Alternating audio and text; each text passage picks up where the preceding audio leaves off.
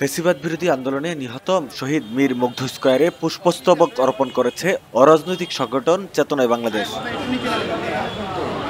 রোববার সন্ধ্যায় চেতনায় বাংলাদেশ সংগঠনের কেন্দ্রীয় সভাপতি প্রকৌশলী ফয়সাল সালাম সাগর বগুড়ার শিবগঞ্জে শহীদ মীর মুগ্ধ স্কয়ারে পুষ্পস্তবক অর্পণের মাধ্যমে শ্রদ্ধা নিবেদন করেন।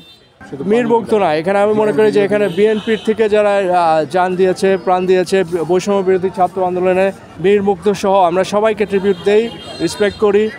এই সময় চেতনায় বাংলাদেশ সংগঠনের ভাটারা থানা শাখার সভাপতি আব্দুর রহিম সবুজ, যাত্রাবাড়ি থানা শাখার সভাপতি শেখ রাহুল, আদাবর থানা শাখার সাধারণ সম্পাদক শিহাব সারার খান, বগুড়া জেলা বিএনপি নেতা সৈয়দ আমিনুল হক দেওয়ান সজল, শিবগঞ্জ উপজেলা বিএনপির সাধারণ সম্পাদক অ্যাডভোকেট আব্দুল ওয়াহাব, শিবগঞ্জ উপজেলা ছাত্রদলের সভাপতি বিপুল রহমান, যুগ্ম সাধারণ সম্পাদক সাদ্দাম হোসেন বাঘ, পৌর ছাত্রদলের সভাপতি শাহিনুল ইসলাম আমিন, সাধারণ সম্পাদক সাকিব হাসান, সাংগঠনিক সম্পাদক মোস্তফা কামাল, কলেজ ছাত্রদলের সভাপতি শাহরিয়ার ইমন, সাধারণ সম্পাদক আরমান আসিফ প্রমুখ সহ অন্যান্য নেতাকর্মীরা উপস্থিত ছিলেন।